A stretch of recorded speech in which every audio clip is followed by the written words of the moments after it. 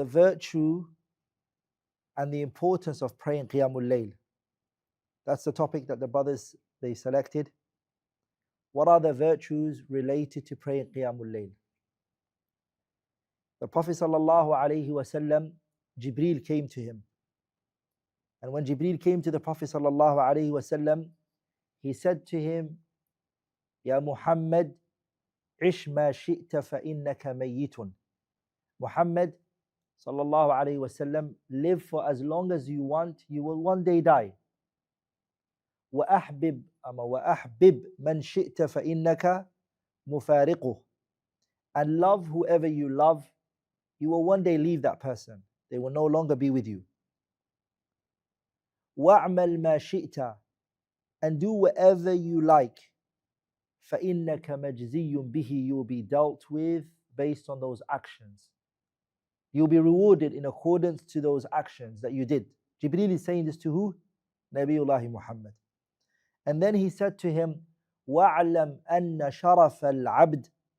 Another wording said, وَاعْلَمْ أَنَّ شَرَفَ الْمُؤْمِنِ قِيَامُهُ بِاللَّيْلِ. Know that the honor of a believer is in standing at night. وَعِزُّهُ إِسْتِغْنَاؤُهُ عَنِ النَّاسِ. And his honor is to be self-sufficient, not to need the human beings, to be connected to Allah subhanahu wa ta'ala. This hadith is very profound, because Jibreel, the way that he brought this to the Prophet ﷺ is that he spoke to him directly with this. He said, Ya Muhammad, ish ma shi'ta. But one day death will come to you. And love whoever you love. You're going to leave that person. And do whatever you want to do. You will be rewarded based on that action. And the part I want from the hadith is, وَاعْلَمْ أَنَّ شَرَفَ الْمُؤْمِنِ. Know that the honor of a believer is what? قِيَامُهُ بِاللَّيْلِ, for him to stand up at night. Standing at night is an honorable deed. Actually, it's an action that indicates sincerity. It shows ikhlas, that you are a sincere person. If you look at our religion, sincerity has a big place in our religion. It holds a big place in our religion. To be a person who's sincere shows that you have truly understood the concept of at-tawheed, صح? The oneness of Allah subhanahu wa ta'ala. The person who gets up at night is a mukhlis, sincere person, because no one can see you except who? Allah subhanahu wa ta'ala. ولذلك the Prophet he said in a hadith, فضل صلاة الليل على صلاة النهار كفضل الصدقة العلانية على صدقة السر, أو كما قال عليه الصلاة والسلام. The Prophet he said, the virtue of the night prayer over the day prayer is like the virtue of the sadaqah that is given in open versus that which is given privately. Yani a person who prays Qiyamul Layl is like a person who gave sadaqah privately, that no one else can see except you and Allah. And you'll know what the virtue of giving sadaqah privately is. سَبْعَةٌ يُظِلُّهُمُ اللَّهُ فِي ظِلِّهِ يَوْمَ لَا ظِلَّ إِلَّا ظِلُّ. 7 who Allah will give them a shade the day when there is no shade. And from the people Allah will give a shade that day when the sun is brought close is وَرَجُلٌ تَصَدَّقَ بِصَدَقَةٍ. A person who gave a sadaqah. فَأَخْفَاهَا, he concealed it. حَتَّى لَا تَعْلَمُ شِمَالُهُ مَا أَنْفَقَتْ يَمِينُهُ. That his left hand does not know what his right hand gave. He's hiding it from part of his body. Qiyamul Layl at night is like that sadaqah that you did privately. And I'm trying to prove here, in Islam, anything that is done privately is the best. And Qiyamul Layl, that's what it does. It shows that you are a mukhlis. It shows that you're sincere, and Allah loves it subhanahu wa ta'ala. And that is why Allah tabarak wa ta'ala, He descends at that particular time. ينزل ربنا, our Lord comes down في ثلث الليل الأخير. The last third of the night He comes down. And Allah says subhanahu wa ta'ala to His slaves, tabarak wa ta'ala, Who is asking me? Who is begging me? Who wants so I can give them what they are asking for? Who is supplicating to me? Who is invoking me? I will give them what they want. It's not the angels coming down. It's Allah subhanahu wa ta'ala. If you today knew a very rich, wealthy person is going to come and they want to meet you, or they're calling you out and they are willing to give you whatever you want, I'm sure that you would make sure that you're there. You wouldn't miss that opportunity, would you? You would make sure that you're there because this person is rich, he's going to give you what you want. If he's a famous person, nafs al-shay. What do you think? وَلِلَّهِ الْمَثَلُ الْأَعْلَى. Allah has a higher and a greater example. What about him coming down the last third of the night and saying to you, what do you want? I will give it to you. And every single one of us has so much to ask Allah for, right? We have so much to ask Allah for. When Allah described the believers, He spoke about them as the worshippers at night. Allah subhanahu wa ta'ala, He says, إِنَّ الْمُتَّقِينَ فِي جَنَّاتٍ وَنَعِيمٍ فَاكِهِينَ بِمَا آتَاهُمْ رَبُّهُمْ إِنَّهُمْ كَانُوا قَبْلَ ذَلِكَ مُحْسِنِينَ كَانُوا قَلِيلًا مِنَ اللَّيْلِ مَا يَهْجَعُونَ وَبِالْأَسْحَارِ هُمْ يَسْتَغْفِرُونَ. At night time they would what? وَبِالْأَسْحَارِ هُمْ يَسْتَغْفِرُونَ. At night time they would wake up and they will call unto Allah subhanahu wa ta'ala and they would beg Him and they would ask Him for forgiveness. تتجافى جنوبهم عن المضاجع يدعون ربهم خوفا وطمعا ومما رزقناهم ينفقون. They would take their bodies off the bed. Their nafs is calling them to it. Their nafs wants them to come and sleep and relax. Allah says تتجافى جنوبهم عن المضاجع. They take their body parts off that very comfortable mattress, that comfortable bed. What are they doing? They supplicate to Allah tabaraka wa ta'ala at that particular time.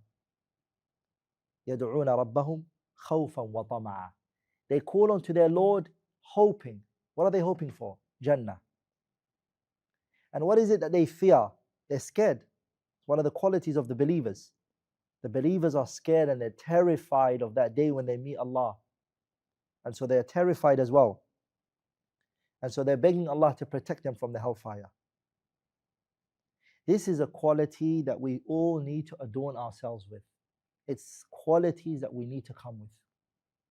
The Prophet ﷺ, he said, عليكم بقيام الليل فإنه دأب الصالحين قبلكم. Upon you is قيام الليل. عليكم. Upon you is what? عليكم قيام الليل. Why? فإنه دأب الصالحين قبلكم. Because it is the doing and the action of the righteous people who came before. This is what they did. Not only that, it is as well وَمَنْهَاتٌ عَنِ الْإِثْمِ وَتَكْفِيرٌ لِلسَّيِّئَاتِ. It is what removes sins from your scale. It also is an expiation for you. And it is also وَمَطْرَدَةٌ لِدَاءٍ فِي الْأَجْسَادِ. أو كما قال عليه الصلاة والسلام. And it's also cure for the illnesses that your body faces. Wallah, qiyamul layl, na'am. The Prophet saying this, عليه الصلاة والسلام. It removes illnesses that you physically go through if you stand up at qiyamul layl. And you beg Allah subhanahu wa ta'ala. The Prophet sallallahu alayhi wa sallam was one that used to pray a lot qiyamul layl. We have authentic narrations that he would pray sallallahu alayhi wa sallam حتى تتورط قدماه, that his legs عليه الصلاة والسلام were swollen because of his praying. Aisha, when she saw this, she said, Ya Rasulullah, O Messenger of Allah, did Allah not say in the Quran, لِيَغْفِرَ لَكَ اللَّهُ مَا تَقَدَّمَ مِنْ ذَنْبِكَ وَمَا تَأَخَّرَ. Allah has forgiven you for your past sins, and Allah is to one forgive you for whatever comes. You're clean, your record is clean. Why are you praying like this? He said to her, sallallahu alayhi wa sallam, أَفَلَا أَكُونُ عَبْدًا شَكُورًا. Should I not be a slave who shows gratitude to his Lord? Should I not be like that? One who shows what? Gratitude to his Lord for what he has done for me, subhanahu wa ta'ala. So what we learn from that is that praying qiyamul layl is a form of gratitude. يعني اعملوا آل داود شكرا. Qiyamul Layl is a form of shukr, gratitude. It's also asking Allah for forgiveness. وَبِالْأَسْحَارِ هُمْ يَسْتَغْفِرُونَ. I just showed it to you. It's also an opportunity for you to do what? It's an opportunity for you to get your du'as and whatever you're looking for to be answered. This is your chance. Allah is subhanahu wa ta'ala coming down.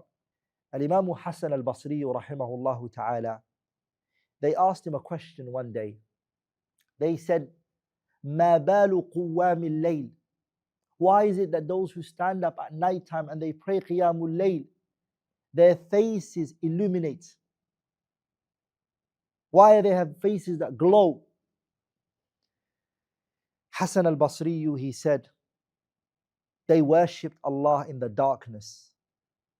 They worshipped what? Allah in the darkness. So He gave them light in their chests and their hearts, which then now reflected on their faces. And then he recited the ayah, سِيمَاهُمْ فِي وُجُوهِهِمْ مِنْ أَثَرِ السُّجُودِ. That Allah Tabarak wa Ta'ala allows their faces to illuminate. Because what they did was, the darkness that they got up will not be the same way that they look. They can't be dark when they stood up at dark time. Allah subhanahu wa ta'ala, the Prophet said in a hadith, بَشِّرِ الْمَشَّائِينَ فِي الظُّلَمِ اللَّيْلِ بِالنُّورِ التَّامِ يَوْمَ الْقِيَامَةِ. Give glad tidings to the people who choose to walk in the darkness to the masjid. بِالنُّورِ التَّامِ يَوْمَ الْقِيَامَةِ. They're going to get complete light the day of judgment. You chose to walk in that dark alleyway. You chose to walk on that dark road to go to the masjid, right? Well, guess what? The day of judgment, that dark path that you took will be made for you a light. That's how Allah rewards the righteous people. So my brothers and sisters who are watching, Qiyamul Layl is a deed that one does not want to miss out on. The Prophet sallallahu alaihi wasallam, on him it was obligatory. إن ربك يعلم أنك تقوم أدنى من ثلثي الليل ونصفه وثلثه وطائفة من الذين معك. For him, Qiyamul Layl was wajib. Rasulullah sallallahu alaihi wasallam, he had to pray it. He's not like the rest of the people. But the scholars, they mention anyone who wants to follow the Prophet's path, alayhi salatu wasalam, even if you're not able to pray Qiyamul Layl, then do not miss your witr. If you can't pray, you don't have the ability to do that, then at least don't go to sleep without witr. If you look at the narrations that have come regarding the witr prayer, the odd prayer, you might even assume and think to yourself, as some of the scholars have come to the conclusion, that it's obligatory. Abu Hurairah, he said, Awsani Khalili, my very close friend, Abu Hurairah saying this, my very close friend advised me. He's talking about who? Nabiullah Muhammad. He said he gave me advice for 3 things. And from the 3 things that he advised me was, he said that I do not go to sleep without praying my witr. In the conquest of Mecca, and in Nabi Muhammad, you have to understand the deeds that he did. He was what? كَانَ عَمَلُهُ دِيمًا. His actions were consistency. He never started something and stopped it. Alayhi salatu wasalam. كَانَ عَمَلُهُ دِيمًا. His actions were consistency. Even the Prophet ﷺ, he said in the hadith, أَحَبُّ الْأَعْمَالِ إِلَى اللَّهِ أَدْوَمُهَا وَإِنْ قَلَّ. The most beloved actions to Allah are those which are consistent, even if they're very little. It's about consistency. Consistency. And doing it, and carrying on, and carrying on. The conquest of Mecca, Fathu Mecca, the Prophet ﷺ, what did he do? He did not miss Salatul Duha that he used to pray, alayhi salatu wasalam. It's the conquest of Mecca. The sister of Ali ibn Abi Talib, she came to the Prophet sallallahu alaihi wasallam complaining about Ali ibn Abi Talib on a matter.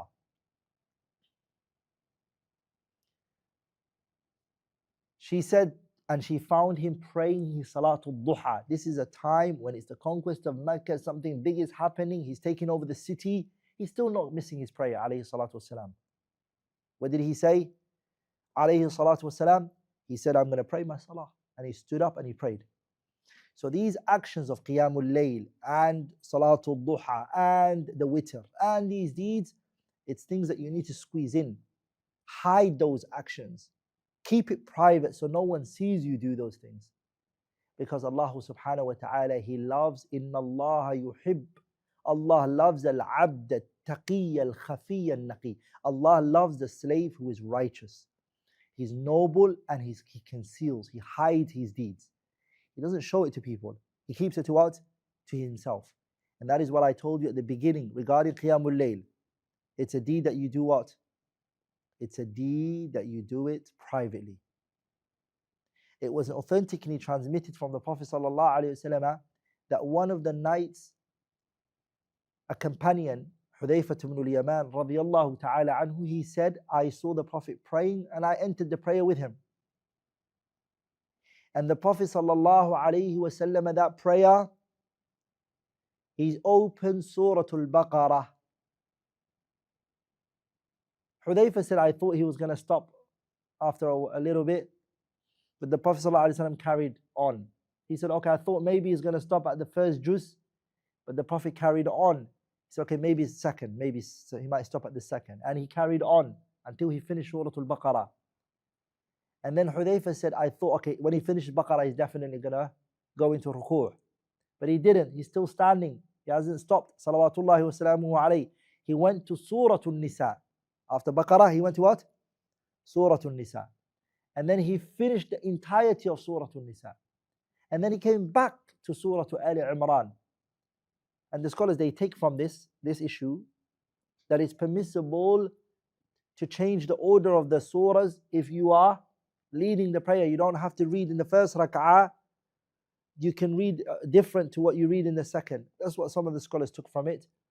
But anyways, Suratul Baqarah he read, and then he read Suratul Nisa, and then after that he went back to Suratul Ali Imran, and he read all of those three major surahs in one stand, alayhi salatu wassalam. One stand. He read it, salawatullahi wa salamu alayhi. Hudayfa, he said, Wallahi, I wanted to do something very bad, which is what? Leave the prayer, because of how long it was. Now, this is something you do when you're private. He was not like that when he led the people in the prayer. When he was the Imam, or the Prophet is the Imam of the masjid, and he's leading the people in the prayer, the Prophet ﷺ would be very simple and easy on the people. And he even told off Mu'adh ibn Jabal when he led the people long. He said, أَفَتَّانٌ أَنْتَ يَا Mu'adh. Mu'adh, are you one who wants to cause mischief? Read these small surahs. But when he was praying by himself in his own house, he would pray for very long, alayhi salatu wasalam, which shows you when you are dealing with the people, you need to be very gentle.